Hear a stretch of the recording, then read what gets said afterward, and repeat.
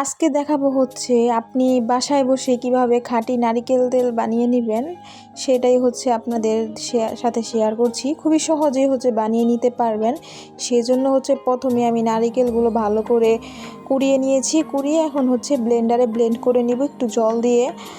যদি কারো বাসায় ব্লেন্ডার না থাকে ওই হিসাবে আপনি পাটায় বেটে নেবেন, কোনো সমস্যা নেই। এই যে নারিকেলগুলো সবগুলো বেটে নেবেন বা হচ্ছে ব্লেন্ডার করে নেবেন। আমি যেহেতু ব্লেন্ডার করে নিয়েছি, এরপর আমার সবগুলো নামিয়ে এরপর একটা বড় পাত্রের মধ্যে নারিকেলের ব্যাটারটা রেখে অনেক বেশি পরিমাণে জল দিতে হবে। জল দিয়ে এখন হচ্ছে একটা ছাঁকনির সাহায্যে ওই জলে গোলানো নারিকেলের ব্যাটারটা হচ্ছে ছেঁকে নিব আমি ভালো করে। ছেঁকে নেওয়া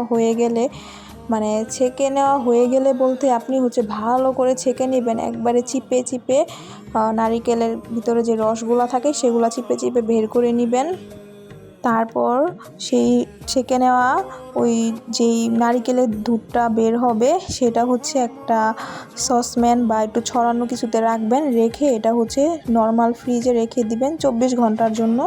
ধরেন আপনি হচ্ছে রাতে রেখে দিলেন ফ্রিজে, এর পরের দিন রাত্রে হচ্ছে আপনি আবার ফ্রিজ থেকে বের করে তারপর হচ্ছে জাল করে নেবেন।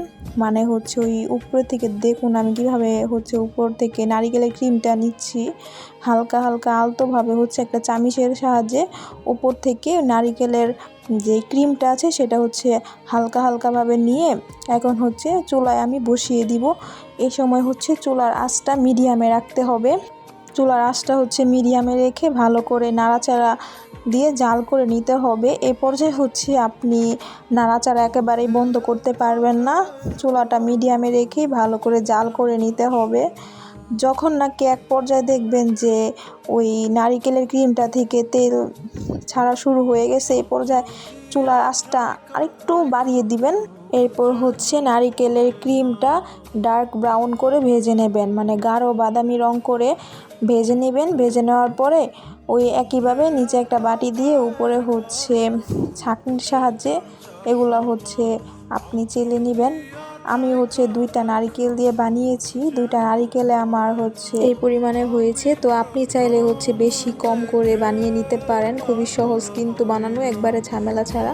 তো ভিডিওটা ছিল এই পর্যন্তই। সবাই অবশ্যই লাইক করবেন এবং সাবস্ক্রাইব করবেন। টাটা।